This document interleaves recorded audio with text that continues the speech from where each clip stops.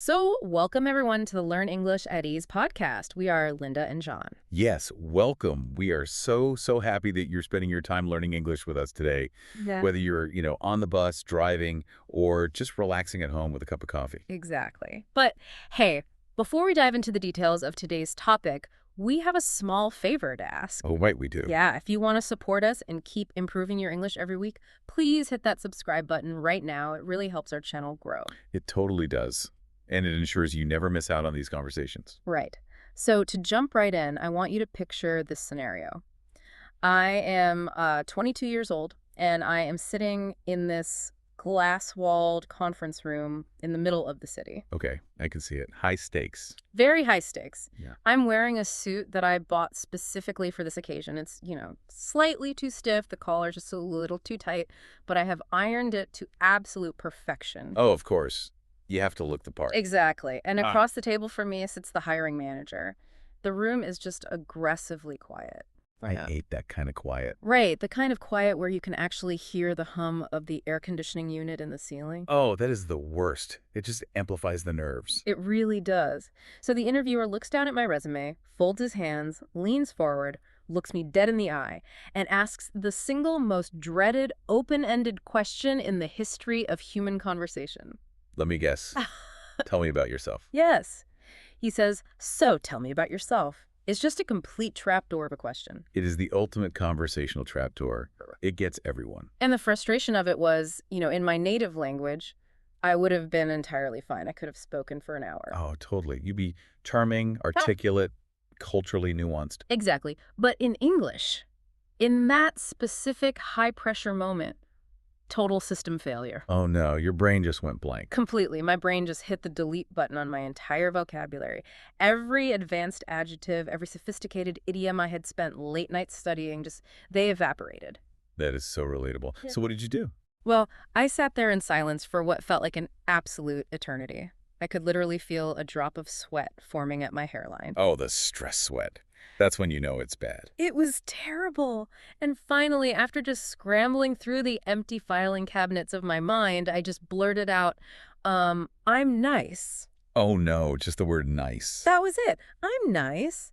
And then I just stopped talking completely, as if that one tiny word summarized the entirety of my complex human existence. Oh, that is painful. The silence in that room became so heavy you could physically feel it. I knew it wasn't enough, but I just didn't know what else to say. I mean, if only human beings came with a built-in X-ray machine, right? Yes. Where the hiring manager could just scan my brain and immediately see the creative, reliable person inside. Right, without you having to frantically find the English words to prove it. But it's a brilliant metaphor, though, because that is exactly what language is supposed to be. How do you mean? Well, language is the mechanism we use to project our internal reality out into the world. But what you experienced in that conference room is incredibly common. Oh, thank goodness it's not just me. No, not at all. Mm-hmm. It's deeply rooted in the cognitive science of how we learn languages. There's this concept in applied linguistics known as the affective filter. The affective filter. Okay, break that down for us. So when you are put on the spot, especially in a second language, your anxiety naturally spikes. Your brain essentially goes into a literal fight-or-flight response. Which definitely explains the sweating. Exactly. The affective filter goes up like a brick wall, blocking your access to higher-level vocabulary. So you default to the absolute simplest, safest words you can find. Words like nice, good, or happy. Exactly. And the fundamental problem with a word like nice isn't that it's grammatically wrong. The problem is that it is functionally empty. It's just a placeholder, really, because let's be honest, everyone on Earth thinks they are nice. Right. A word that applies to everyone tells the listener absolutely nothing about who you actually are. Which brings us to our real mission for today's conversation. We want to figure out exactly how to bridge that gap for you, the listener. Yes.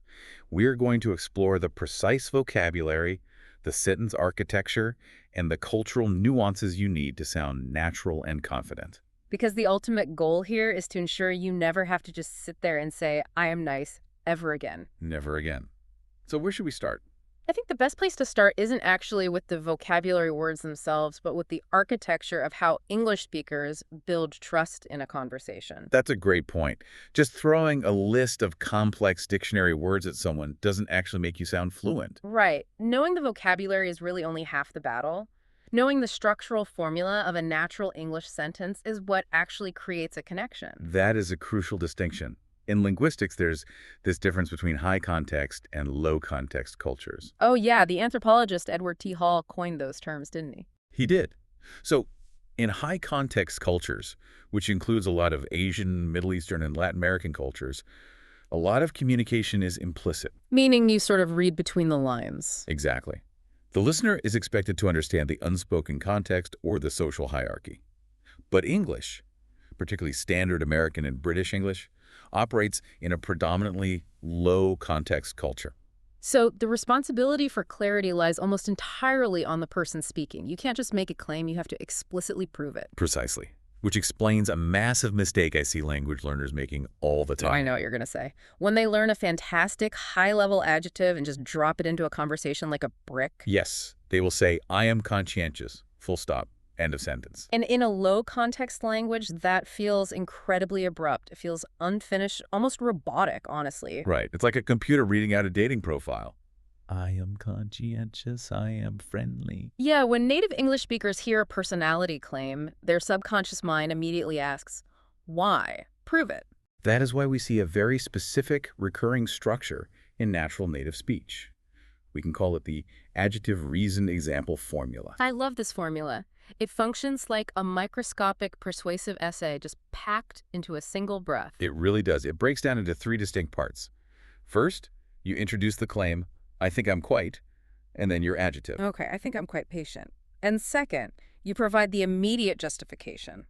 Because, and then your reason. Right. And third, you ground it in reality.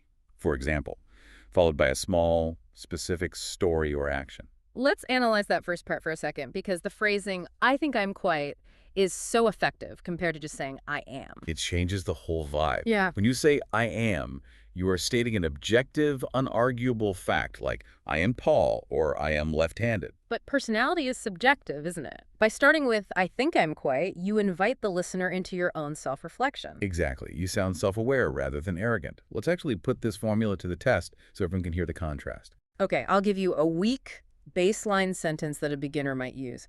I am patient. Grammatically flawless, but conversationally dead. Totally dead. How do we rebuild that using the golden formula? Using the architecture we just discussed, you would expand it to something like, I think I'm quite patient because I really don't get agitated when things move slowly. Okay, that's the claim and the reason. What about the example? For example, I genuinely don't mind explaining software tools to new coworkers 3 or 4 times until they feel comfortable. Oh, wow. The difference in impact there is staggering. The first version, I am patient, is just a data point.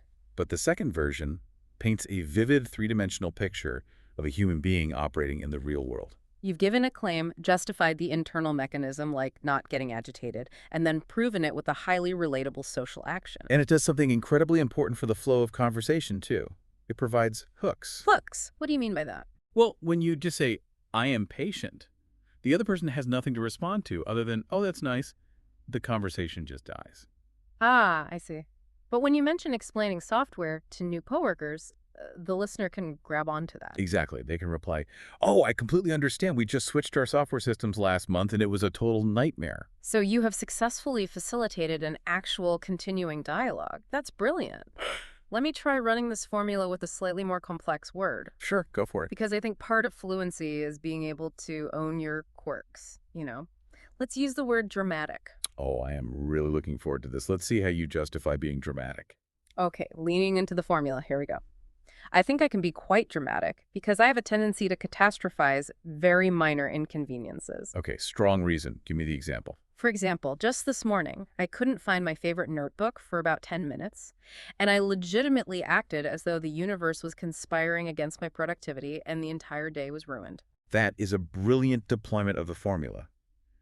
And I can attest to its absolute factual accuracy because I was in the room while you were tearing through your bag looking for it. It was incredibly stressful, and it was sitting under a single piece of printer paper the entire time. Of course it was.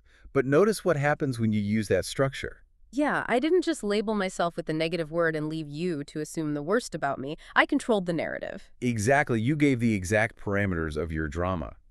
It's not that you create toxic arguments with friends, it's just that you overreact to misplaced stationery. You contextualize the trait, which kind of neutralizes the negative sting of the word. Let's push this further into the professional realm now. Good idea. Because there is a psychological trap that learners often fall into when trying to describe their positive traits, especially in corporate environments. Yes, the perfection trap. This is so prevalent. It really is. Yeah. When we operate in a second language, there is this inherent feeling of insecurity, so we tend to overcompensate. Right. We want to ensure the listener knows we are capable, so we reach for the most absolute, extreme vocabulary available. We don't just say we are reliable, we say, I am perfectly reliable at all times. I am completely honest. I am endlessly hardworking. And the irony is that this strategy achieves the exact opposite of its intended goal. So true. In Anglo-American business culture, and really across much of the English-speaking world, extreme, absolute statements trigger skepticism. If you sit in an interview and declare that you are 100% reliable and have never missed a deadline, the interviewer doesn't think you're perfect. No, they think, this person lacks self-awareness, or worse, they are actively lying to me right now. Because human beings are inherently flawed, and English communication highly values the appearance of modesty and continuous growth. Which fundamentally changes the grammar we should choose. Rather than declaring an absolute state of being, you frame positive traits as ongoing goals. And the linguistic tool for this is the phrase, I try to be. Yes, it is arguably the most powerful softening phrase in professional English. I tried to be. So if I say, I try to be reliable, it completely shifts the emotional resonance of the sentence. It doesn't mean you are unreliable. It means you hold reliability as a core personal value. Exactly. I actively put effort into maintaining it, but I also possess the maturity to acknowledge that I'm a human being who might occasionally make an error. It just feels so much more balanced, grounded, and deeply authentic. Yeah. Let's apply that grounded approach to some specific positive vocabulary now. Good idea, because the English language has a habit of harboring words that look identical to a learner, but carry vastly different weights to a native speaker. Oh, absolutely. And the classic pairing that confuses almost everyone is friendly versus kind. I love dissecting these two. They operate on completely different axes of human behavior. How do you usually visualize the difference? Well, I always visualize friendly as a purely horizontal trait. It's about surface-level social friction. It's the grease on the wheels of society, you know. Right. Friendly people are approachable, they smile, they make eye contact, they ask how your weekend was. Exactly, they wave across the street. Friendliness is an external performative behavior. It's highly visible. You can determine if someone is friendly within 30 seconds of meeting them. But kind is different. Very different. Kind operates on a vertical axis. It implies depth. Kindness is rooted in empathy, altruism, and moral action. It's really about how you respond to the vulnerability or suffering of others. The way I always distinguish it is with the dropped groceries scenario. Oh, I like this one. Paint the picture for us. Okay, imagine you're walking down the street and the bottom of your paper grocery bag just rips open. Apples and cans are rolling absolutely everywhere. A total disaster. Right. Now, the friendly person might give you a very sympathetic smile, say, oh, no, I'm so sorry that happened to you. Have a great day, and keep walking. So they maintain social warmth, but they didn't actually alter your situation at all. Exactly. The kind person, on the other hand, might not smile at all. They might be having a terrible day. They might be inherently grumpy. But they will immediately stop their car, get down on their knees in the dirt, and help you gather your apples. That is the perfect distillation of the difference. And culturally, this is a major talking point in regions like the American Midwest. Yes. The concept of Minnesota. Nice. Right, where everyone is aggressively friendly, but not necessarily deeply kind when you are in an actual crisis. Alternatively, you might visit a fast-paced city like New York or London. People there seem externally unfriendly, they won't make eye contact, they're rushing past you. But if you fall down on the subway stairs, 5 people will instantly rush to physically pick you up. Unfriendly, but deeply kind. Knowing the difference between these two words allows you to describe your own social style with incredible precision. Let's move that precision into the workplace. Another pairing that gets conflated all the time is hardworking and reliable. Oh yes, I feel like a lot of learners use these as synonyms on their resumes, but to a hiring manager, they signal very different things. They absolutely do. Hardworking implies a high volume of output and a high tolerance for exertion. Right. A hardworking person will stay at the office until 9 p.m.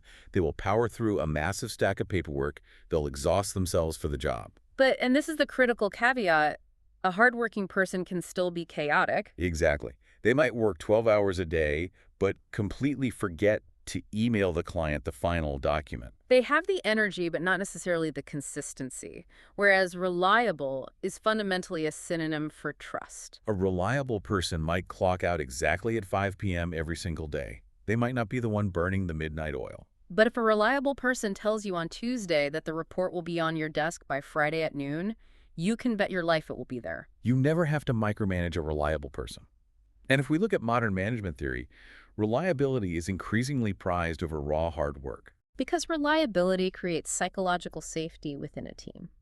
Unpredictable hard work just creates bottlenecks. So if you are preparing for an interview, highlighting reliability with our golden formula is incredibly potent. Let's hear an example of that. You could say, I try to be highly reliable because I understand how missed deadlines can create stress for the rest of the team. And the example. For example, I always build a 20% time buffer into my project estimates so I never leave my colleagues waiting. That is absolute music to a manager's ears. It shows empathy for the system.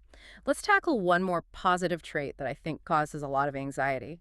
Creative. The linguistic monopoly that the arts have on the word creative is a real tragedy, honestly. It really is. I have spoken to so many brilliant, innovative professionals who refuse to call themselves creative because they associate the word exclusively with fine arts. People think, well, I can't paint watercolors and I don't write poetry, so I must not be creative.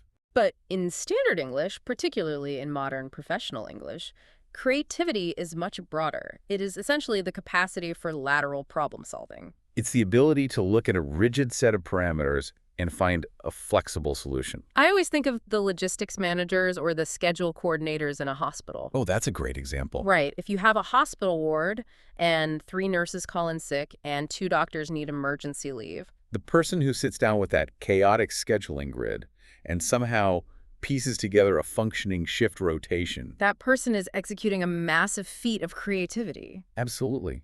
Or think of a software engineer who finds a way to write a piece of code in 50 lines instead of 200. They are creating elegance out of logic. You can absolutely claim the word creative without ever touching a paintbrush. So you could say, I think I'm quite creative because I enjoy finding unconventional workarounds when a project hits a roadblock.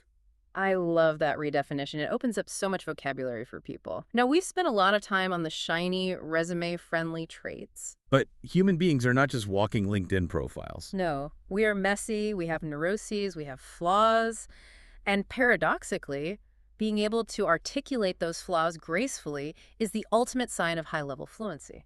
It is so true.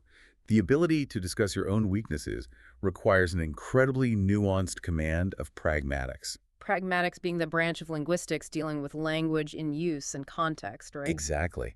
Before we discuss the grammar of softening negative traits, we really have to look at the vocabulary itself. The words we use for our internal states are heavily layered. Let's examine the introvert spectrum. Shy, quiet, and reserved. These 3 words are used almost interchangeably by learners and even by some native speakers, which causes immense frustration. Because they describe entirely different psychological realities. Let's dissect shy first, because it's probably the most misunderstood. Shy is fundamentally rooted in fear and anxiety. It describes a state of internal physiological distress in social situations. So if a person is shy, they possess a strong desire to interact, to join the conversation, to be part of the group. But they are paralyzed by an acute fear of negative judgment. Their heart rate is elevated. It is an involuntary emotional response. So the person standing by the snack table at a networking event, desperately wishing they had the courage to introduce themselves, but feeling physically unable to cross the room, they are shy. Yes. And society often views shyness as something to be fixed or overcome. But how does that differ from being quiet? This is where the distinction is vital. Quiet has absolutely nothing to do with fear. Not at all. It is a baseline neurological preference for low auditory and verbal stimulation. So a quiet person is not standing by the snack table wishing they could talk? No, they are standing by the snack table perfectly content with the silence. Yeah. They don't feel the need to fill the air with words just to alleviate social tension. They might be incredibly confident, they might have exceptionally high self-esteem, they just prefer observing to broadcasting. I relate to this so much, honestly. There is nothing more aggravating than being in a quiet, observational mood and having an extroverted person come up and say, "Why are you so shy? Speak up." And you have to explain, I'm not nervous. I am just not talking right now. The vocabulary we choose really dictates how people treat us. Okay, so we have shy, which is fear-based, and quiet, which is preference-based. Where does reserved fit into this matrix? Reserved introduces the element of deliberate calculation and boundary setting. A reserved person acts as a gatekeeper to their own inner life. So they might be perfectly capable of talking, they might not be quiet, and they certainly aren't shy. But they consciously choose to withhold their deep opinions, their personal stories, or their strong emotions until they have thoroughly vetted the people around them. They require evidence of trust before they open the vault. That is such a sophisticated way to view it. If you can explain yourself using those distinctions, I'm not shy, I'm just quite reserved until I get a read on the room, you sound like an absolute master of the English language. Another word that contains a beautiful duality is sensitive. It's a linguistic chameleon. It really is, because it can be interpreted as either a profound compliment or a gentle insult, depending entirely on the context. Yeah. Let's talk about the positive side. If you describe someone as sensitive to the emotions of others, it means they have off-the-charts emotional intelligence. They are the person who walks into a meeting and can instantly feel the unspoken tension between two colleagues. They are deeply empathetic. They register the micro-expressions that everyone else misses. Exactly. They are attuned to the frequencies of the room. But the negative manifestation of that exact same neurological trait is that they are deeply susceptible to being hurt. Because their receptors are turned up so high, a minor piece of constructive criticism like, "Hey, can you reformat the spreadsheet?" might be internalized as a devastating personal attack. They might take things incredibly personally, which means you cannot just say, I am sensitive, and expect the listener to guess which version you mean. You have to use the formula to direct the interpretation. I think I am quite sensitive because I am always the first to notice when a friend is secretly having a bad day. That highlights the empathy. Or you admit the flaw. I know I can be a little sensitive when receiving feedback, so I've learned to take a deep breath before responding. And listen to the grammatical structure you just naturally use there. I know I can be a little. This is the core of our linguistic mitigation strategy. In English, stating a negative trait as a permanent, immovable fact is conversational self-sabotage. Right. If you stand there and say, "I am stubborn" or "I am chaotic," you sound like a supervillain announcing your terrible plans for the world. You are presenting your flaws as unchangeable laws of physics, which leaves the listener with nowhere to go. If you say, "I am disorganized," the listener just thinks, "Well, I guess I can never trust you with a project." To soften the blow, native speakers employ adverbs of degree and modal verbs of possibility. Instead of "I am," we use phrases like "I tend to be," "I can be a bit," "I have a tendency to," or "I am slightly." So instead of I am disorganized, you say, I have a tendency to be slightly disorganized during the early brainstorming phase of a project. It instantly shrinks the flaw. It takes it from a defining character trait down to a manageable situational habit. Exactly. It shows that you possess the self-awareness to observe your own behavior from a third-party perspective. Let's actually test this in real time. Oh boy. Okay. I'm going to throw a rather sharp accusation at you, and I want you to defend yourself, not by denying it, but by mitigating it with softening language and reframing it. Are you ready? I am bracing myself. Let's hear it. I have been looking at how you operate, and honestly, your desk is an absolute disaster zone of coffee cups and loose papers.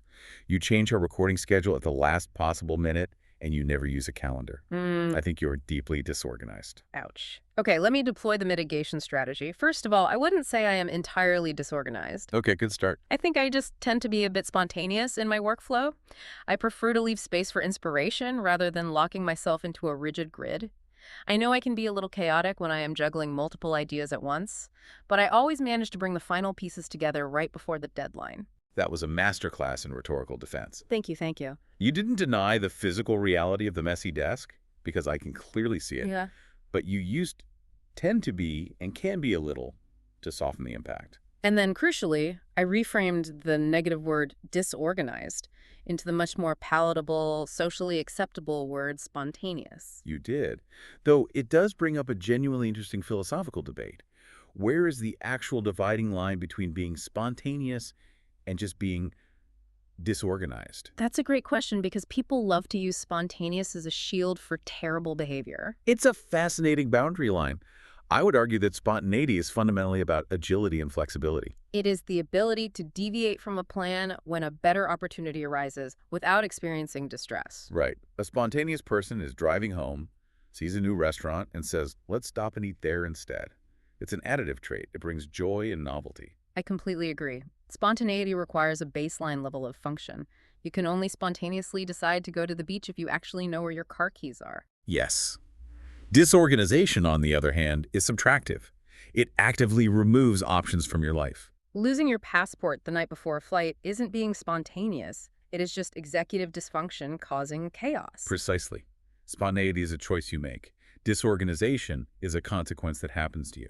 And being able to explain that nuance, saying to a partner or a boss, I value spontaneity, but I am actively working to ensure my flexibility doesn't cross the line into disorganization, demonstrates a profound level of linguistic mastery. Which provides the perfect transition to an even deeper layer of fluency.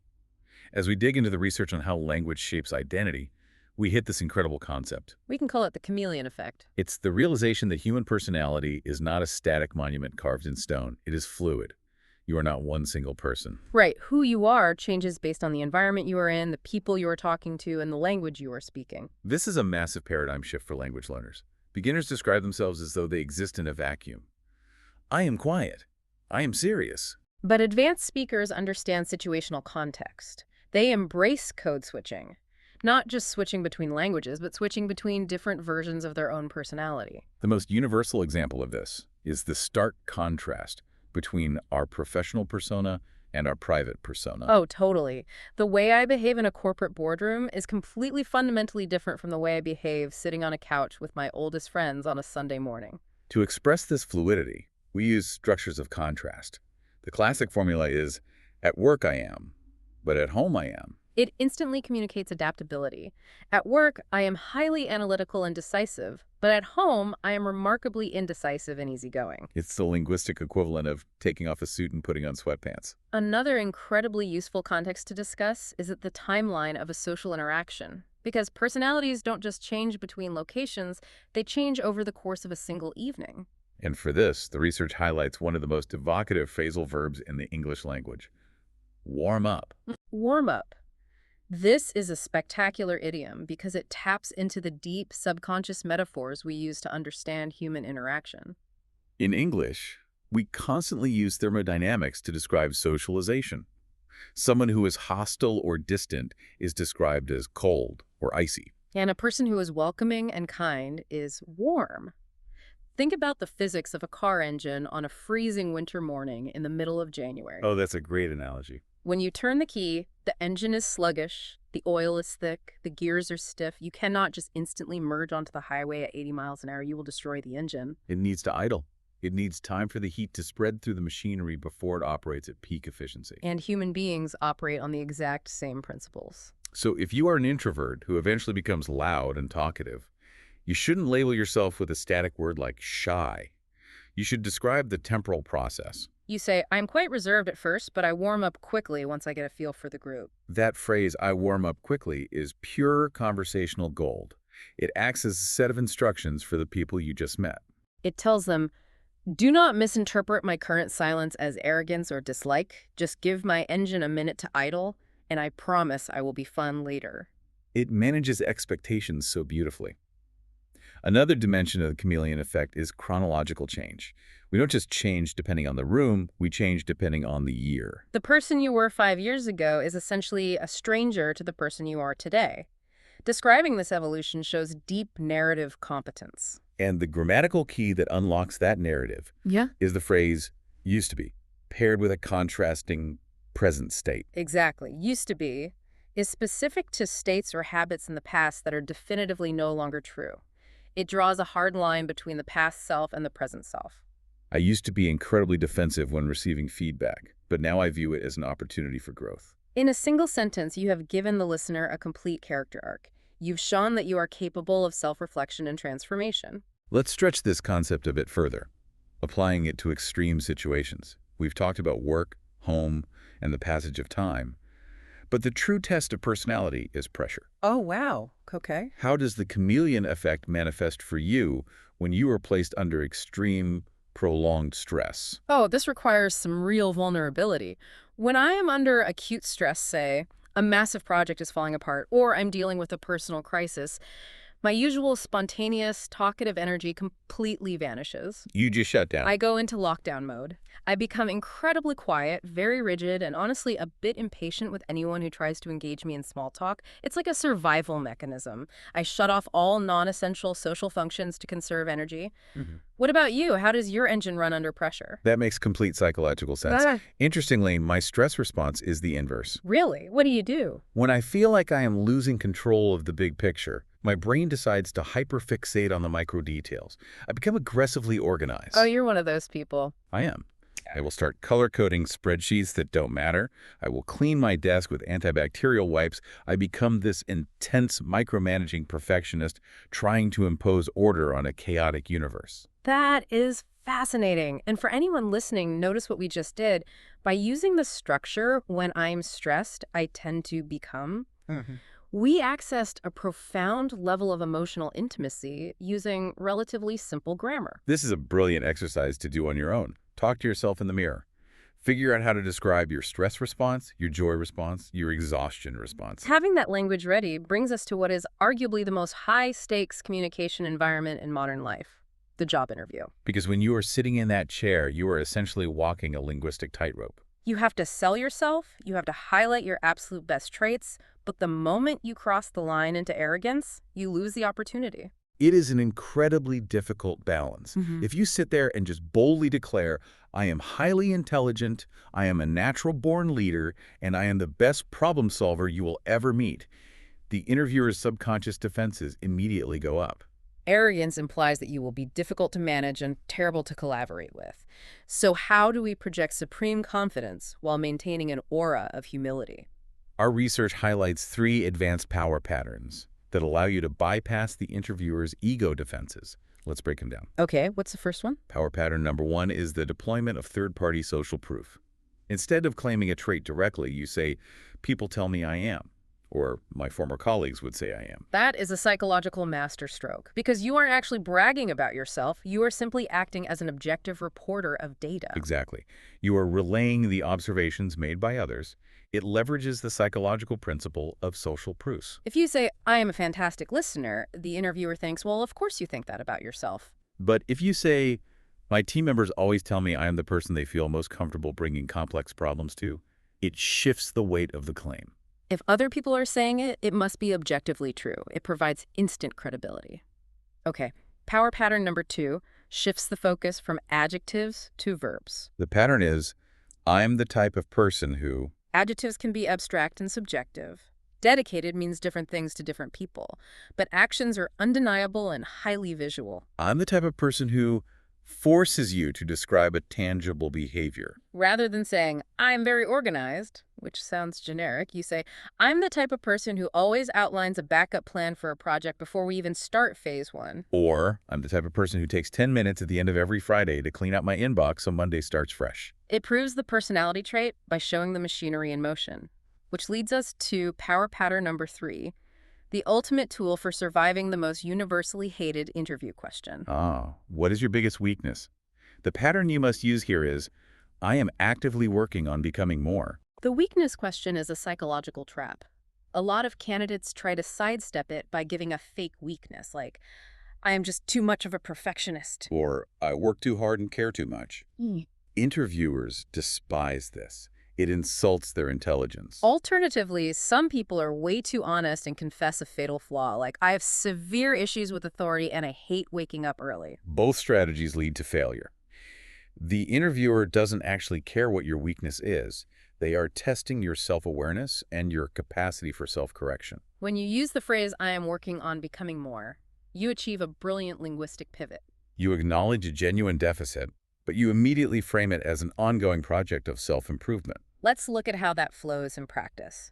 Historically, I have sometimes struggled with public speaking, but I am actively working on becoming more confident in presentations by joining a local speaking club. You've answered the question with integrity, but the lingering image in the interviewer's mind is of your proactive ambition. Let's put all three of these patterns into a spontaneous extended role play. Sounds fun. I will step into the role of the intimidating hiring manager, and you can be the candidate. I am straightening my tie. Let's do this. Welcome to the final round of interviews. We have reviewed your technical qualifications, but we want to ensure you are a cultural fit for this fast-paced environment. How would you describe your working style when collaborating with a diverse team? Thank you. I'm thrilled to be here. Well, if you were to ask my previous project managers, they would tell you that I am a highly stabilizing presence on a team. I am the type of person who actively seeks out the quietest voices in a brainstorming session to make sure all perspectives are on the table before we make a decision. Early in my career, I admit I sometimes struggled with delegating tasks because I mistakenly believed it was faster to do everything myself, but I am actively working on becoming more comfortable empowering my colleagues and trusting them with critical deliverables. And scene. That was exceptionally compelling. It hit every psychological note perfectly. It felt good to say, honestly. You used third-party validation to establish trust. You used a behavioral example to show how you operate in meetings, and you handled a real managerial weakness micromanagement by showing your evolution toward delegation. When you have those sentence structures loaded in your mental hard drive, you don't have to panic. You don't have to freeze up and say, I'm nice. You just plug your personal truths into the architecture. However, we also need to address a section we can call the danger zone, because even advanced speakers can fall into linguistic traps that completely alter their intended meaning. The English language is full of these hidden tripwires. Often they happen because a learner is directly translating a grammatical concept from their native tongue that simply does not map onto English. The most glaring and occasionally the most embarrassing of these mistakes revolves around adjectives ending in ed versus adjectives ending in ed. This is a classic trap. The difference between saying I am boring and I am bored. It seems like a tiny morphological difference, just two letters at the end of a word, but the psychological implications are wildly different. Listeners, pay very close attention to this structural rule. When an adjective ends in AA, like bored, terrified, excited, exhausted, it describes an internal emotional state. It is the feeling that you are passively experiencing. It is the effect. Right. I have been sitting in a sterile waiting room for 4 hours without my phone, staring at a blank wall. I am bored. That is my internal reality. Conversely, when an adjective ends in -ing, like boring, terrifying, exciting, exhausting, it describes the active cause of the feeling. It describes the source radiating the emotion outward. Therefore, if you are sitting in a meeting and you want to express that you don't have enough stimulating work to do and you say, I am boring, you are fundamentally altering your identity. You are not saying that you lack stimulation. You are literally confessing that your personality is inherently tedious, that you have nothing interesting to say, and that you actively put other people to sleep. Exactly. You are calling yourself the human equivalent of a blank wall. You must be incredibly careful. The movie is terrifying with an ing, so I am terrified with an ig.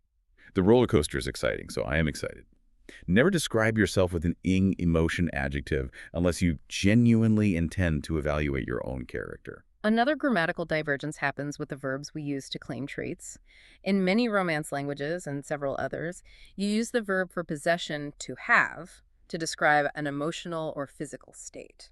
You say the equivalent of, I have hunger, I have thirst, or I have patience. And this reveals a deep difference between languages. In those languages, emotions and traits are viewed almost as external objects that you temporarily hold. But English treats core emotions and personality traits as states of being, intertwined with your identity. Therefore, we use the verb to be. Which means you absolutely cannot say, I have patient. Patient is an adjective. You cannot possess an adjective. You must embody it. I am patient. Now, you can use the verb to have if you transition to the noun form of the word. You can say, I have patience, spelling it with a CE at the end. Patience is a concept, a noun, which you can theoretically possess a large amount of. But mixing the verb have with the adjective form is a jarring syntactic error that immediately flags you as a non-native speaker translating in real time.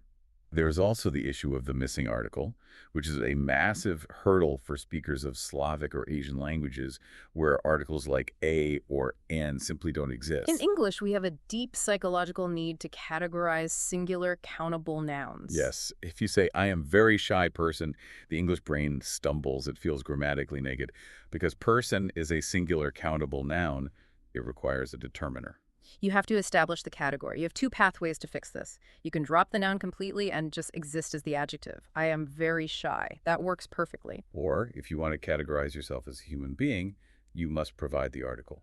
I am a very shy person. I am a reliable worker. That tiny article acts as the glue holding the phrase together. The final danger zone isn't grammatical, it's cognitive. We touched on this earlier, but it warrants a deeper look. The dictionary list mistake. When prompted to describe themselves, some learners will attempt to demonstrate their vast vocabulary by rattling off 10 adjectives in rapid succession. I am friendly, honest, brave, smart, kind, reliable, punctual, and creative. Listening to that is exhausting. It triggers cognitive overload. Working memory can only hold about 3 to 5 chunks of new information at a time. If you fire 10 adjectives at me, my brain stops processing the meaning of the words and just hears noise.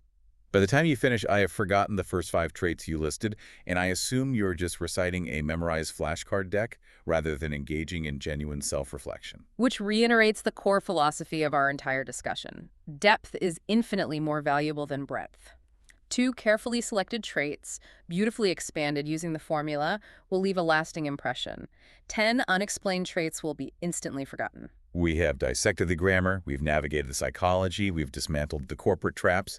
I think it is finally time to delve into the most culturally rich part of the English language. The idioms. Let's look at the native idioms used to describe personality. Idioms are fascinating because they are essentially linguistic fossils. They are phrases that, if translated literally word for word, make absolutely no logical sense. But they carry the history, the metaphors, and the cultural imagination of the language. When you use them correctly, it signals a deep, intrinsic comfort with English.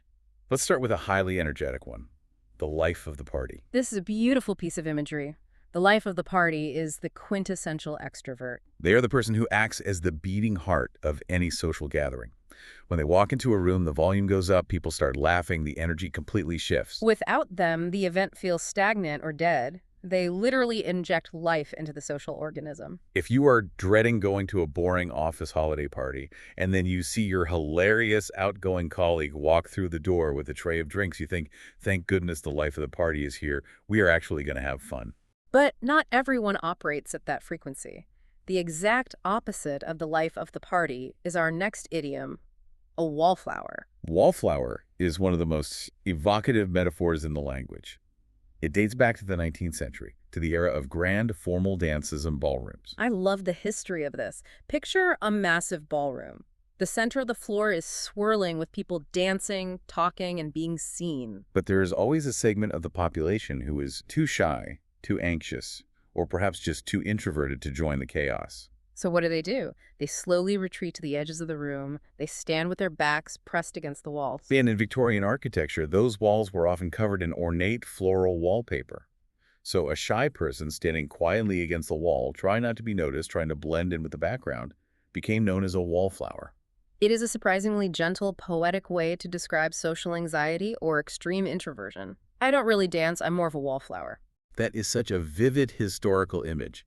Okay, what about a person who is highly social, but perhaps a bit more mobile than the life of the party? Let's talk about the social butterfly. Here we move from architecture to entomology.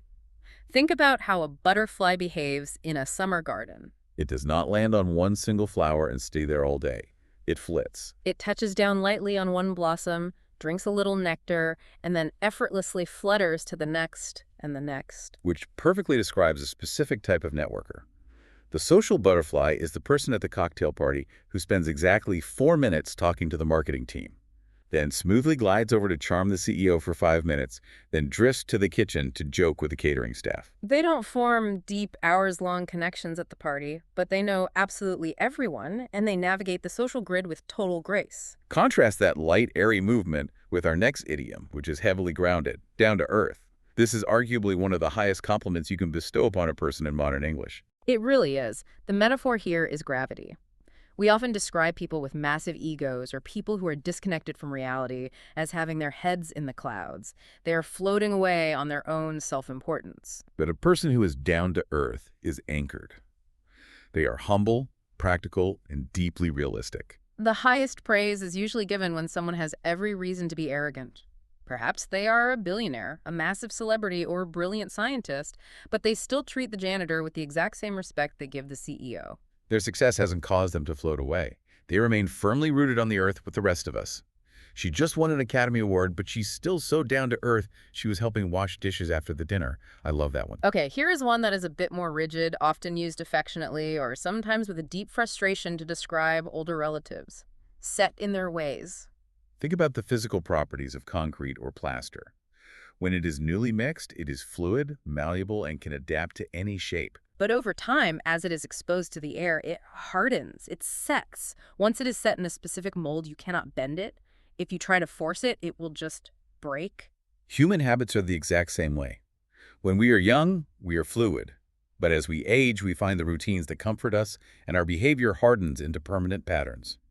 A person who is set in their ways is someone who fiercely resists change. Like an uncle who refuses to use a smartphone, or a grandfather who must eat the exact same brand of cereal at 7:02 a.m. every single day. And if you buy the blue box instead of the red box, it is a crisis. It implies a deep stubbornness regarding routine. Next, we have an idiom with serious literary pedigree. Wears their heart on their sleeve. The sleeve, obviously, being the fabric covering your arm. How did the human heart end up there? The phrase was popularized by Shakespeare in his play Othello when the deceptive character Iago says he will wear his heart upon his sleeve for birds to peck at. The underlying concept might trace back to medieval jousting tournaments, where knights would tie a ribbon or a token given to them by the woman they loved around their arm, visibly displaying their romantic loyalty for the entire stadium to see. Today, it has evolved beyond just romance to encompass all emotional transparency. Normally, your heart representing your deepest feelings is hidden safely away inside your ribcage. But if you wear it on your sleeve, it is on the outside of your clothing. It means you are entirely incapable of hiding your emotions. If you are sad, you openly weep. If you are angry, you instantly flare up. You are a completely open emotional book. And our final idiom for today operates as a beautiful paradox. An old soul. This one fascinates me because it is almost exclusively used to describe someone who is chronologically very young. Yes.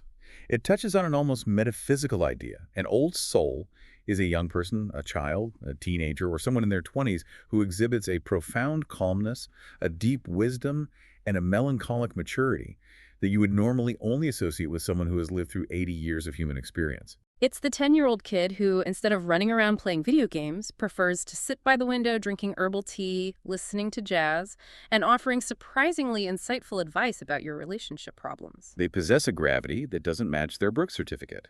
They are an old soul, looking at this incredible spectrum of idioms, from the life of the party to the wallflower, the social butterfly to the old soul. It reinforces exactly why we undertook this deep dive. Human personality is endlessly complex. It is entirely too vast, too shifting, and too beautiful to ever be reduced to a single word like nice. When you combine the structural discipline of the formula, the emotional intelligence to soften your flaws, the contextual awareness of the chameleon effect, and the cultural richness of these native idioms, you are no longer just speaking a second language. You are fully expressing your humanity. We mentioned at the very beginning of this conversation how convenient it would be if we all just had an X-ray machine for our personalities so we wouldn't have to struggle to explain who we are. But the deeper truth is that language, for all its frustrations and complexities, is far superior to an X-ray. An X-ray only shows you the rigid bones, the static structure. It doesn't show the warmth, the humor, the history, or the potential for growth. Only language can do that. It takes time, it takes vulnerability, and it takes practice. But learning how to paint the true picture of yourself in English is one of the most rewarding parts of the language acquisition journey. It really is. So to wrap this up, we want to hear from you. We want you to practice what you just learned. Yes. If your best friend had to describe you in 3 words, what would they say? Go to the comments right now and type. My best friend would describe me as blank, blank, and blank. We can't wait to read those. And remember to check out the next episode of Learn English at Ease to keep improving and expanding your vocabulary. Thank you so much for joining us on this deep dive into the architecture of personality. Keep analyzing, keep practicing, and never settle for just being nice again. Take care, everyone. Goodbye, and keep exploring.